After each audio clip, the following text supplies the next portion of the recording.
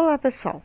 No vídeo anterior, nós vimos a derivada direcional, que é a taxa de variação da função num determinado ponto na direção de um vetor dado. E nós vimos que nesse ponto, se eu mudar a direção, o valor da minha derivada direcional muda, ou seja, a taxa de variação muda. Então, nós temos várias taxas de variação no mesmo ponto, se eu pegar vetores diferentes. Então vem a pergunta: qual vetor ou qual direção vai me fornecer a maior taxa de variação? Porque isso é importante para mim, saber onde a função cresce mais rápido ou onde a função decresce mais rápido. Quando eu achar esse vetor, que me dá a maior taxa de variação, eu vou dar um nome especial para ele, que é vetor gradiente. Então, eu posso dizer que a derivada direcional vai me dar a variação da função na direção de um determinado vetor, e o vetor gradiente vai ser o vetor que vai me fornecer a maior variação da função, ou seja, o maior crescimento da função. Daí vem a grande importância do vetor gradiente.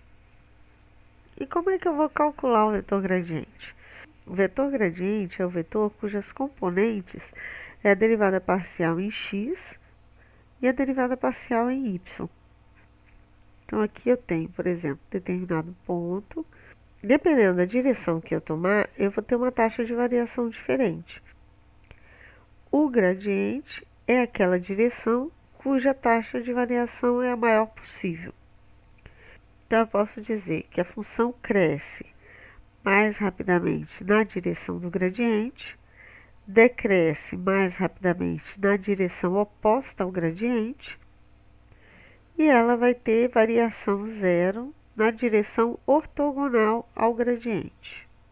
Portanto, a direção do maior crescimento é o vetor derivada parcial de x i mais derivada parcial de y j.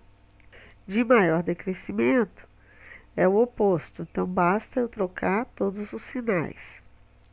E de variação zero, como é ortogonal, eu vou ter sinal oposto em uma componente e sinal igual na outra. Então, eu vou ter, na verdade, duas direções onde a variação é zero, no n e no menos n.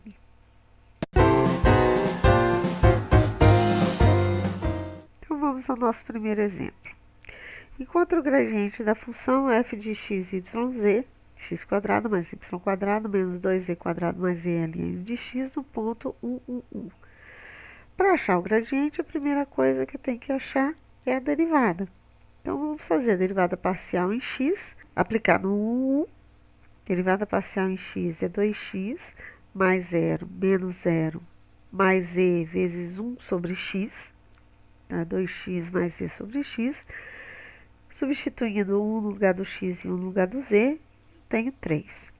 A parcial em y vai ser 0 mais 2y menos 0 mais 0. Aplicado no ponto vai dar 2.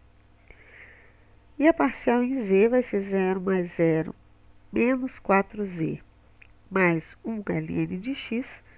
Aplicado no ponto, ln de 1 é 0. Então, nós temos menos 4.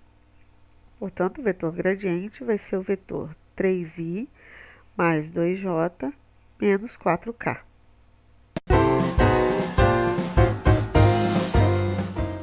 Segundo exemplo, encontre a derivada de f de xy igual a x ao cubo menos xy² menos z no ponto 1, 0, na direção do vetor v, 2i menos 3j mais 6k. Então, para achar a derivada direcional, vamos achar as derivadas parciais. Derivada parcial em x dá 3x² menos 1 vezes y2. Aplicando no ponto 1, 1, 0, nós temos 3 vezes 1 menos 1, que dá 2. A derivada parcial em y vai ser 0 menos 2xy menos 0. Substituindo 1, 1, 0, nós temos menos 2. E a derivada parcial em z, que vai ser menos 1. Aí, nós vamos achar o versor do vetor v. Módulo de v vai ser raiz quadrada de 2 ao quadrado, mais menos 3 ao quadrado, mais 6 ao quadrado, que dá raiz quadrada de 49, que vai dar 7. Vou pegar o vetor v e dividir pelo módulo dele. Então, vai ficar 2 sobre 7i menos 3 sobre 7j mais 6 sobre 7. E vamos calcular a derivada direcional fazendo o produto das parciais pelas componentes. Então, parcial x vezes componente x, mais parcial y vezes componente y, mais parcial z vezes componente z. Então, vai ficar 2 vezes 2 sétimos, menos 2 vezes menos 3 sétimos, e menos 1 vezes 6 sétimos, que vai dar 4 mais 6 menos 6 sobre 7, que dá 4 sétimos. Aí a letra B, ele quer as direções em que f varia mais rapidamente e quais as taxas de variação nessas direções.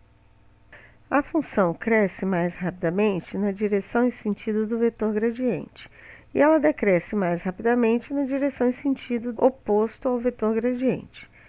As derivadas parciais já foram calculadas no exemplo anterior, então nós temos parcial em x vale 2, parcial em y vale menos 2 e parcial em z vale menos 1. Portanto, meu vetor gradiente vai ser o vetor 2i menos 2j menos k. E essa é a direção em que ele cresce mais rapidamente. Agora vamos calcular a taxa de variação nessa direção. A taxa de variação, ou a derivada direcional do gradiente, é exatamente igual ao módulo do gradiente. Então, o módulo de f vai ser raiz quadrada de 2 ao quadrado, mais menos 2 ao quadrado, mais menos 1 ao quadrado, que vai dar raiz quadrada de 9, que é 3. Então, essa é a taxa de variação na direção do gradiente. Agora, a função decresce mais rapidamente na direção e sentido oposto do gradiente. Então, vai ser na direção do sentido de menos 2i mais 2j mais k. É só eu pegar o gradiente e inverter o sinal de todas as componentes. E a taxa de variação nessa direção vai ser o oposto da taxa de variação do gradiente. Então, a taxa de variação na direção oposta vai ser menos 3. Espero que tenha entendido. Se você gostou, dê um like e se inscreva no nosso canal. Até a próxima!